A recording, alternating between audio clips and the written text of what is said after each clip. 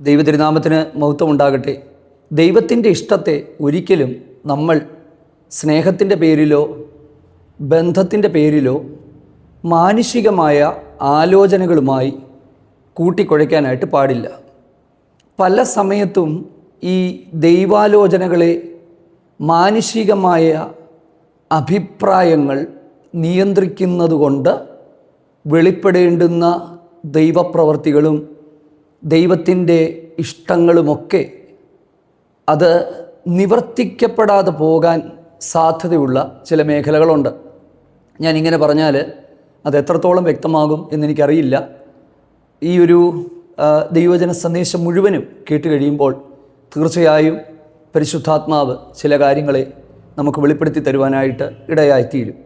അതോടൊപ്പം തന്നെ പരിശുദ്ധാത്മാവ് വ്യാജം പറയുമോ?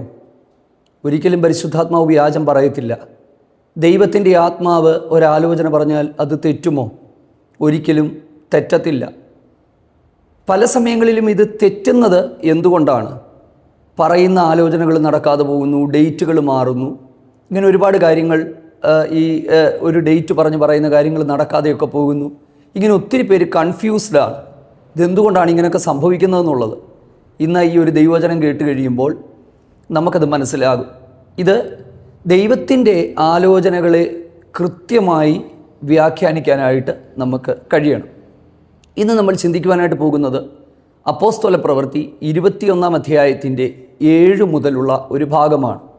ആ ഭാഗം അപ്പോസ്തലനായ പൗലോസ് യെരുശലേമിലേക്ക് പോയാൽ സംഭവിക്കുവാൻ സാധ്യതയുള്ള ചില കാര്യങ്ങളെക്കുറിച്ച് പരിശുദ്ധാത്മാവ് പറയുന്നു. അപ്പം ചില ആൾക്കാർക്ക് ഈ വേദഭാഗം വായിച്ചു കഴിഞ്ഞപ്പോൾ ഒരു സംശയം ഉണ്ടായിട്ടുണ്ട്.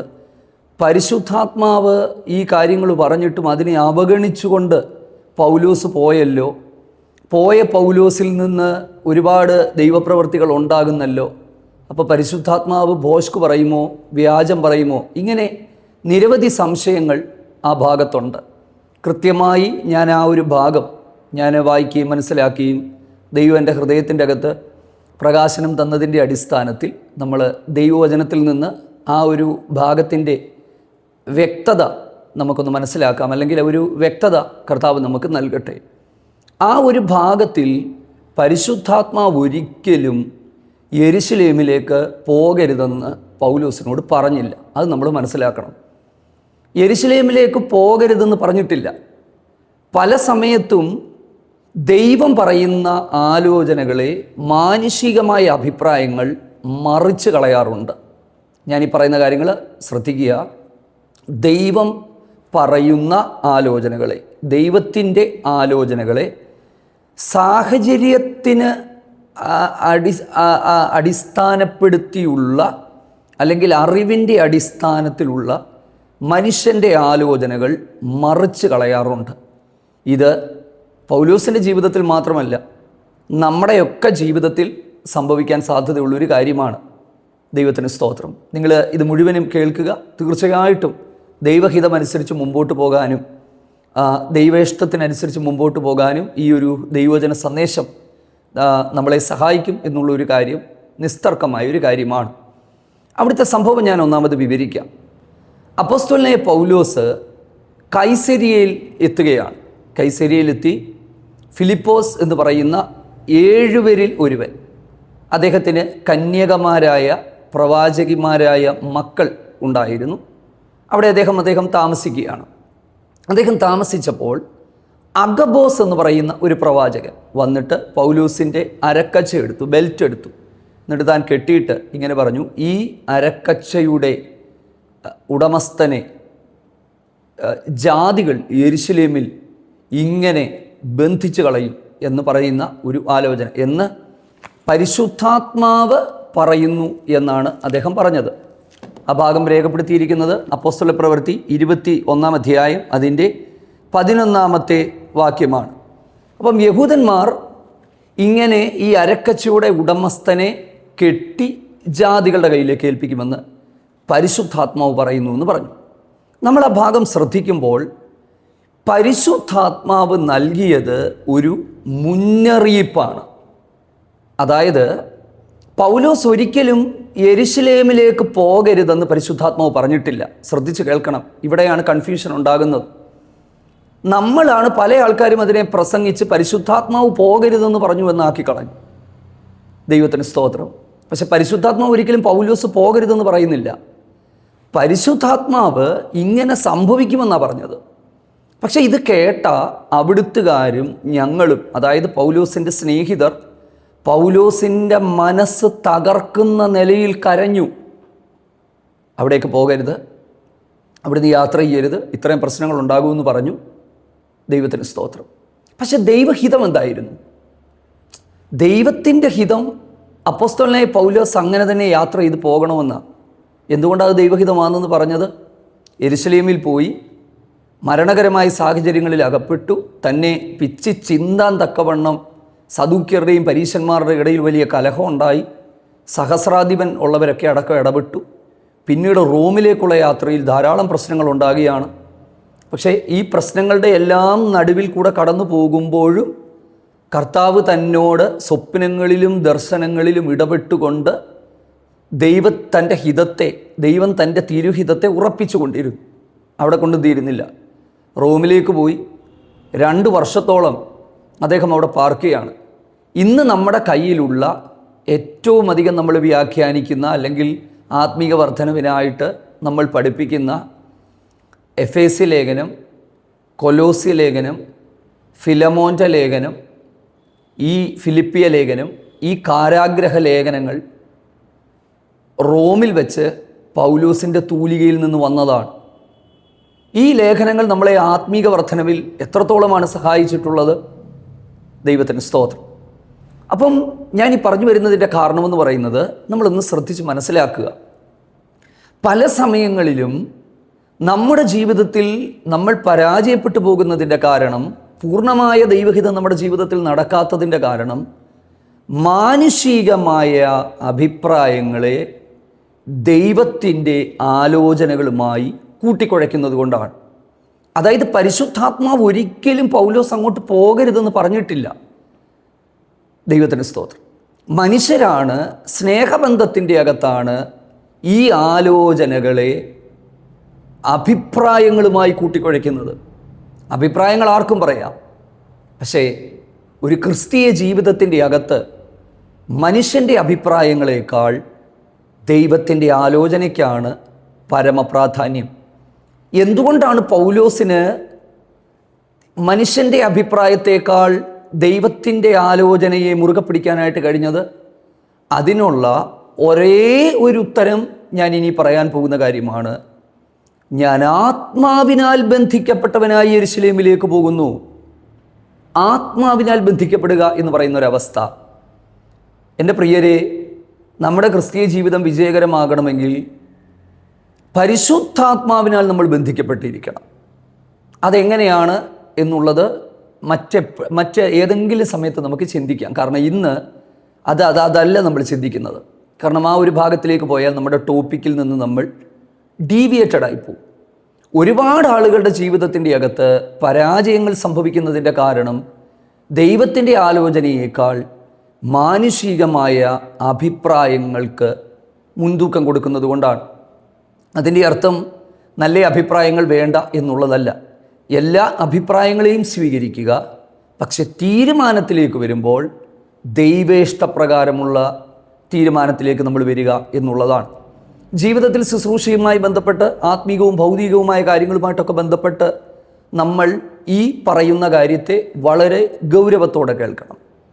സത്യത്തിൽ പറയാനായിട്ട് പാടില്ല, പേഴ്സണലായ ഒരു കാര്യമാണ്. എങ്കിലും ഞാൻ തുറന്ന് സംസാരിക്കുന്ന ആയതുകൊണ്ട്, കാരണം ഇത് കേൾക്കുന്ന ഓരോ പ്രിയപ്പെട്ടവരും അനുഗ്രഹിക്കപ്പെടണം, ദൈവത്തോടുള്ള ബന്ധത്തിൽ വളരണം എന്ന് ആത്മാർത്ഥമായി ദൈവം മുമ്പാകെ ആഗ്രഹിക്കുന്നത് കൊണ്ട് മനുഷ്യൻ്റെ ആലോചനകളും ദൈവത്തിൻ്റെ ഹിതവും എന്ന് പറയുന്ന ഒരു കാര്യവുമായിട്ട് ബന്ധപ്പെട്ട് എൻ്റെ ജീവിതത്തിലെ ഒരു അനുഭവം ഞാൻ നിങ്ങളോട് തുറന്നു പറയാനായിട്ട് പോവുകയാണ്. എൻ്റെ വിവാഹ സമയത്ത് ഞാൻ പെൺകുട്ടിയെ പോയി കണ്ട്, അല്ലെങ്കിൽ ഇപ്പോൾ എൻ്റെ ജീവിത പങ്കാളിയായിരിക്കുന്ന ആളെ ഞാൻ പോയി കണ്ടു. ഞാൻ കണ്ടിട്ട് ഞങ്ങൾ തമ്മിൽ കണ്ടപ്പോൾ മാനുഷികമായ ഒരു പ്രശ്നം എന്താണെന്ന് ചോദിച്ചാൽ, ഞാൻ ഇന്നുള്ളതിനേക്കാൾ അന്ന് മെലിഞ്ഞിരുന്ന ഒരാളായിരുന്നു. എന്നാൽ എൻ്റെ ഭാര്യ ആ സമയത്ത്, അല്ലെങ്കിൽ ഭാര്യയാകാനിരുന്നയാൾ ആ സമയത്ത് എന്നേക്കാൾ കുറച്ചുകൂടി തടിയുള്ള ഒരു ആൾ ആയിരുന്നു. മാനുഷികമായ നിലയിൽ ലോകമനുഷ്യൻ്റെ കണ്ണിൽ ഒരു ചേർച്ചയില്ലായ്മ പോലെ ഉള്ള ഒരു കാര്യം അതിനകത്തുണ്ടായിരുന്നു. എനിക്ക് തടിയില്ല എന്നുള്ളത് എൻ്റെ ഭാര്യയ്ക്ക് വിഷയമല്ലായിരുന്നു, എനിക്കും ഈ ഒരു കാര്യത്തിൽ വിഷയമല്ലായിരുന്നു. ഞങ്ങൾക്ക് രണ്ടുപേർക്കും ഞാൻ ദൈവഹിതം നടക്കാനായിട്ട് പ്രാർത്ഥിച്ചു, മറു സൈഡിൽ നിന്നും ദൈവഹിതം നടക്കാനായിട്ട് പ്രാർത്ഥിച്ചു. ഞാൻ തിരിച്ചു വന്നിട്ട് ഞാൻ ദൈവം മുമ്പാകെ പ്രാർത്ഥിക്കാനായിട്ട് തുടങ്ങി ഈ ഒരു കാര്യത്തിൻ്റെ അകത്ത്. അതിനു മുമ്പ് ഒരാളെയും ഞാൻ പോയി കണ്ടിട്ടില്ല. എൻ്റെ ജീവിതത്തിൽ ഞാൻ ആരുടെയും പിന്നാലെ പോയിട്ടുമില്ല. അതുകൊണ്ട് എനിക്കൊരു കാര്യം ഉറപ്പായിരുന്നു, എൻ്റെ അപ്പൻ എനിക്ക് ദോഷത്തിനൊന്നും ചെയ്യത്തില്ല, നന്മയ്ക്കായിട്ടേ ചെയ്യത്തുള്ളൂ. പക്ഷെ അപ്പൻ്റെ ഹിതമെന്ന് പറയുന്നത് എൻ്റെ കണ്ണിനോ നമ്മുടെ മനുഷ്യൻ്റെ നോട്ടത്തിനോ ഇഷ്ടത്തിനോ ഒന്നും അനുസരിച്ചാകണമെന്നില്ല. നമ്മൾ വെച്ചിട്ടുള്ള പല മാനദണ്ഡങ്ങൾ നമ്മുടെ ജീവിതത്തിലുണ്ട്. പക്ഷേ അഭിപ്രായങ്ങൾ, മാനദണ്ഡങ്ങൾ ദൈവഹിതത്തെ ഒരിക്കലും ഓവർകം ചെയ്യാനായിട്ട് ഇടയായിത്തീരരുത്. ഞാൻ രാത്രിയിൽ ദൈവസന്നിധി ഞാൻ വന്നു, എൻ്റെ ഉറക്കത്തെ ദൈവം കെടുത്തി. പുലർച്ചെ 2 മണിക്ക് എന്നോട് വ്യക്തമായി ദൈവത്തിൻ്റെ ആത്മാവ് സംസാരിച്ചു, ഇത് നിനക്കുള്ളതാണ്. മറു സൈഡിലും ദൈവം അവരുടെ ചർച്ചിൻ്റെ പാസ്റ്റർ ആലോചന പറഞ്ഞു. എൻ്റെ വൈഫിനോട് ദൈവത്തിൻ്റെ ആത്മാവ് ഇടപെട്ടു. പക്ഷെ ഞങ്ങൾ തമ്മിൽ ഒന്നിച്ചായിരുന്നപ്പോൾ ചിലരുടെ ആലോചനകൾ, അഭിപ്രായങ്ങൾ എന്നോട് വ്യക്തിപരമായി പറഞ്ഞു. സ്നേഹത്തിൻ്റെ കഥയാണ് പറഞ്ഞത്. കുറേ കാര്യങ്ങൾ, അഭിപ്രായങ്ങൾ പറഞ്ഞു, കുറച്ച് കാര്യങ്ങൾ. അതൊന്നും ഞാൻ ഈ ഒരു പബ്ലിക് പ്ലാറ്റ്ഫോമായിട്ട് വെളിപ്പെടുത്താനായിട്ട് ആഗ്രഹിക്കുന്നില്ല. അതൊക്കെ സ്നേഹത്തിൻ്റെ അകത്ത് പറഞ്ഞത്. പക്ഷേ ആ അഭിപ്രായങ്ങളെ ഞാൻ എടുത്തിരുന്നെങ്കിൽ പിന്നെ ദൈവഹിതം പൂർണ്ണമായും എൻ്റെ ജീവിതത്തിൻ്റെ അകത്ത് നിറവേറുമോ എന്ന് എനിക്ക് അറിയില്ലായിരുന്നു. അപ്പോൾ ഞാൻ പറഞ്ഞതിൻ്റെ അർത്ഥം, മാനുഷികമായ അഭിപ്രായങ്ങൾ ഒരിക്കലും ദൈവത്തിൻ്റെ ആലോചനയെ നിയന്ത്രിക്കുവാൻ നമ്മൾ സമ്മതിക്കരുത്. മാനുഷികമായ അഭിപ്രായങ്ങൾ ദൈവത്തിൻ്റെ ആലോചനയെ നിയന്ത്രിച്ചാൽ അവിടെ വെളിപ്പെടുന്നത് ദൈവഹിതം ആയിരിക്കില്ല. ഗലാത്യ ലേഖനം 1-ാം അധ്യായത്തിൻ്റെ 12 മുതലൊക്കെയുള്ള വാക്യങ്ങൾ നമ്മൾ വായിക്കുമ്പോൾ, 15 മുതലുള്ള വാക്യങ്ങളിലേക്കൊക്കെ നമ്മൾ വരുമ്പോൾ, അപ്പോസ്തലനായ പൗലോസ് പറയുകയാണ്, തൻ്റെ പുത്രനെക്കുറിച്ചുള്ള സുവിശേഷം ജാതികളുടെ ഇടയിൽ അറിയിപ്പാൻ എന്നിൽ വെളിപ്പെടുത്തുവാൻ ദൈവത്തിന് ഇഷ്ടം തോന്നിയപ്പോൾ ഞാൻ മാംസരക്തങ്ങളോട് ആലോചിച്ചില്ല. എനിക്ക് മുമ്പേ അപ്പോസ്തോലന്മാർ ആയവരുടെ അരികിൽ ഞാൻ പോയില്ല, നേരെ അറബിയിലേക്ക് പോയി. 2-3 വർഷങ്ങൾ അറബി നാട്ടിലെ പൗലോസ് അറബി നാട്ടിലായിരുന്നെന്നാണ് ചരിത്രകാരന്മാർ പറയുന്നത്. കൃത്യമായി അതിനെക്കുറിച്ച് നമുക്കറിയില്ല. അദ്ദേഹം അവിടെ എന്ത് ചെയ്തു? ദമസ്കോസിലേക്ക് തിരിച്ചു വന്നു. അതിനെക്കുറിച്ചുള്ള അഭിപ്രായം എന്ന് പറയുന്നത്, അദ്ദേഹം ആ സമയത്ത് പോയി ദൈവവചനം പഠിച്ച് ക്രിസ്തു, യേശുവാണ് ക്രിസ്തു എന്ന് തെളിയിക്കത്തക്ക നിലയിൽ അതെല്ലാം പഠിച്ചിട്ടാണ് അദ്ദേഹം പിന്നീട് ശുശ്രൂഷയിലേക്ക് ഇറങ്ങിയത് എന്നൊക്കെയുള്ള ധാരാളം അഭിപ്രായങ്ങൾ ഉണ്ട്. പക്ഷെ അതൊന്നും ദൈവവചനത്തിനകത്ത് എഴുതിയിട്ടില്ലാത്തത് കൊണ്ട് നമുക്കതൊന്നും പറയാനായിട്ട് പറ്റില്ല. എന്തായാലും ഒരു കാര്യം ഉറപ്പാണ്, അപ്പോസ്തലനായ പൗലോസിൻ്റെ ജീവിതത്തിൽ നിന്ന് നമുക്ക് മാതൃകയാക്കാനായിട്ട് പറ്റുന്നത്, അദ്ദേഹത്തിന് ദൈവവുമായി ഡയറക്റ്റായി ഒരു ബന്ധം നമുക്കുണ്ടായിരുന്നു. അതുകൊണ്ട് പ്രിയരെ, നമുക്ക് ദൈവത്തോട് പ്രാർത്ഥിക്കാം. കർത്താവേ, ഞങ്ങളുടെ ഇഷ്ടത്തിനെല്ലാം അപ്പുറത്ത് അങ്ങയുടെ തിരുഹിതം ഞങ്ങളുടെ ജീവിതത്തിൽ നിറവേറണമേ. മനുഷ്യൻ കണ്ണിന് കാണുന്നത് നോക്കുമ്പോൾ ദൈവം ഹൃദയങ്ങളെ പരിശോധിക്കുന്ന ദൈവമാണ്. ഞാൻ ഈ വീഡിയോയുടെ ഇൻട്രൊഡക്ഷൻ ടൈമിൽ പറഞ്ഞൊരു കാര്യങ്ങൾ കൂടി പറയുകയാണ്. പരിശുദ്ധാത്മാവ് പറയുന്ന ആലോചനകൾ തെറ്റുമോ? ഒരിക്കലും തെറ്റത്തില്ല. പക്ഷെ ഇന്നത്തെ കാലത്ത് തെറ്റുന്നത് നമുക്ക് കാണാനായിട്ട് പറ്റും. എന്തുകൊണ്ടാണ് തെറ്റുന്നത്? ഞാൻ ഈ കുറച്ച് മുമ്പ് പറഞ്ഞ കാര്യം പോലെ, അവിടെ വെച്ച് കഷ്ടങ്ങളും ബന്ധനങ്ങളും ഒക്കെ ഇദ്ദേഹത്തിനുണ്ടാകുമെന്നും ഈ കച്ചയുടെ ഉടമസ്ഥനെ യഹൂദന്മാർ കെട്ടി യെരുശലേമിൽ വെച്ച് ജാതികളുടെ കയ്യിൽ ഏൽപ്പിക്കുമെന്നൊക്കെ പറഞ്ഞപ്പോൾ പോകരുത് പോകരുത് പോകരുതെന്നുള്ള നിലയിലേക്ക് അവരതിനെങ്ങ് വ്യാഖ്യാനിച്ചു. ആത്മാവിൻ്റെ പ്രശ്നമല്ല, വ്യാഖ്യാനത്തിൻ്റെ പ്രശ്നമാണിത്. ശരിക്കും നമ്മൾ ഈ ദൈവത്തിൻ്റെ ആത്മാവ് പറയുന്നത് എന്താണെന്ന് പറയുന്നവനും കേൾക്കുന്നവനും മനസ്സിലാക്കണം. പാതി കേൾവിയും മുക്കാൽ കേൾവിയും ഒക്കെ അപകടകരമാണ്. എന്നെ ധാരാളം ആൾക്കാർ ദൈവത്തിൻ്റെ ആലോചനകൾ അറിയാനായിട്ട് എന്നെ വിളിക്കാറുണ്ട്. ഞാൻ ദൈവത്തിൻ്റെ ആലോചന, എന്നോട് പരിശുദ്ധാത്മാവ് സംസാരിക്കുന്ന കാര്യങ്ങൾ ആലോചന അറിയിക്കുന്ന ഒരാളാണ് ഞാൻ. പക്ഷേ ഈ നാളുകളിൽ സത്യസന്ധമായി ഞാൻ പറയുന്നു, എനിക്ക് ഭയമാണ്. അതായത് ദൈവം പറയാത്ത ഒരു കാര്യത്തെ ദൈവത്തിൻ്റെ പേരിൽ ഞാൻ പറഞ്ഞാൽ ഞാൻ കുറ്റക്കാരനാകും. പരിശുദ്ധാത്മാവ് പറയാത്തൊരു കാര്യത്തെ പരിശുദ്ധാത്മാവിൻ്റെ പേരിൽ ഞാൻ പറഞ്ഞാൽ കുറ്റക്കാരനാണ്. ഉദാഹരണം, ഞാൻ പറയാത്തൊരു കാര്യം നിങ്ങൾ നാളെ റെൻസം പറഞ്ഞു എന്ന് പറഞ്ഞ് നിങ്ങൾ പറയുകയാണ്. ഞാനത് കേട്ടു, ഞാനങ്ങനെ ഒരു കാര്യം പറഞ്ഞിട്ടില്ല. എനിക്ക് നിങ്ങളോടുണ്ടാകുന്ന ഫീലിംഗ് എന്താണ്? ഞാനങ്ങനെ ഒരു കാര്യം പറയാത്ത കാര്യം എൻ്റെ പേരിൽ പറഞ്ഞാൽ ഉണ്ടാകുന്ന ഫീലിംഗ് എന്താ? ഈ പരിശുദ്ധാത്മാവ് ഒന്നും പറയാത്ത കാര്യങ്ങൾ വെറുതെ പരിശുദ്ധാത്മാവ് പറയുന്നു എന്നൊക്കെ വെറുതെ അടിച്ചു വിട്ടാൽ ഒരു ഗുമ്മിന്, ഒരിളക്കത്തിന്, ആൾക്കാരെ ഒന്ന് കയ്യിലെടുക്കാൻ. കാരണം ഈ പരിശുദ്ധാത്മാവ് പറയുന്നു എന്നൊക്കെ പറയുമ്പോഴത്തേക്ക് ഈ എന്താ പറയുന്നത്, അങ്ങനെയൊക്കെ പറയുമ്പോഴത്തേക്ക് ഉണ്ടാകുന്ന ഒരു വൈകാരിക തീവ്രതയുണ്ട്. അതല്ല നമുക്ക് ആവശ്യം. പരിശുദ്ധാത്മാവ് പറയും, പക്ഷേ പരിശുദ്ധാത്മാവ് പറയുന്നതിന് മുമ്പ് ഇത് പരിശുദ്ധാത്മാവ് തന്നെയാണോ പറഞ്ഞതെന്നുള്ള വ്യക്തമായ ഒരു ഉറപ്പ് ഈ ഒരു കാര്യത്തിൻ്റെ അകത്ത് നമുക്കുണ്ടാകേണ്ടത് അനിവാര്യമായിട്ടുണ്ട്. പ്രിയരെ, പല സമയങ്ങളിലും നമ്മൾ ഈ കാണുന്ന പലതും തെറ്റിപ്പോകുന്നത്, മാറിപ്പോകുന്നത് ദൈവം എന്തെങ്കിലുമൊക്കെ ഒരു ആലോചനകൾ ശുശ്രൂഷകന്മാരുടെ ഉള്ളിൽ കൊടുക്കുമ്പോൾ അവർ പലതും അതിനോട് ചേർത്ത് കയ്യിൽ നിന്നിട്ടങ്ങ് പറയുകയാണ്. അതാണ് തെറ്റിപ്പോകുന്നത്. അപ്പം ഇവിടെ തന്നെ കണ്ടോ, ഒരു തെറ്റായ വ്യാഖ്യാനമല്ലേ ഇവിടെ ഉണ്ടാകുന്നത്. പരിശുദ്ധാത്മാവ് പറയുന്നു എന്ന് അഗബോസ് പറഞ്ഞത് കൃത്യമായ ദൂത് തന്നെയാണ്. പക്ഷെ അതൊരു മുന്നറിയിപ്പാണ്. അതിനെ പോകരുതെന്നുള്ള നിലയിലേക്ക് വ്യാഖ്യാനിച്ച്, ഒന്നല്ല കുറച്ചധികം ആളുകൾ വ്യാഖ്യാനിച്ച്, പിന്നീട് അതിനെ പ്രസംഗിക്കുന്നവർ പോലും പ്രസംഗിക്കുക, പോകരുതെന്ന് പറഞ്ഞെടുത്ത് പൗലോസ് പോകുന്നു. പരിശുദ്ധാത്മാവ് കള്ളം പറയുമോ? പരിശുദ്ധാത്മാവ് തലേന്നും പിറ്റേന്നുമായിട്ട് മാറ്റി പറയുമോ? നമ്മൾ ആ വേദഭാഗം കൃത്യമായിട്ട് എടുത്ത് പഠിച്ചാൽ അങ്ങനെ ഒരു സംശയത്തിൻ്റെ ആവശ്യമില്ല, അങ്ങനെ ഒരു പഠിപ്പീരിൻ്റെ തന്നെ ആവശ്യമില്ല, അതിൻ്റെ ചർച്ചകളുടെ പോലും ആവശ്യമില്ലല്ലോ. കാരണം അവിടെ പോകരുതെന്ന് പൗലോസിനോട് പറഞ്ഞിട്ടില്ല, വെറും ഒരു മുന്നറിയിപ്പ് മാത്രമാണ് നൽകി കൊടുത്തത്. അപ്പം 2-3 കൂട്ടം കാര്യങ്ങളാണ് നമ്മൾ ഇന്ന് ഈ ഒരു വീഡിയോയിൽ നമ്മൾ ചിന്തിക്കുവാനായിട്ട് ഇടയായി തീർന്നത്. നമുക്ക് ഈ ദിവസങ്ങളിൽ ഒരു തീരുമാനത്തിലേക്ക് വരാം.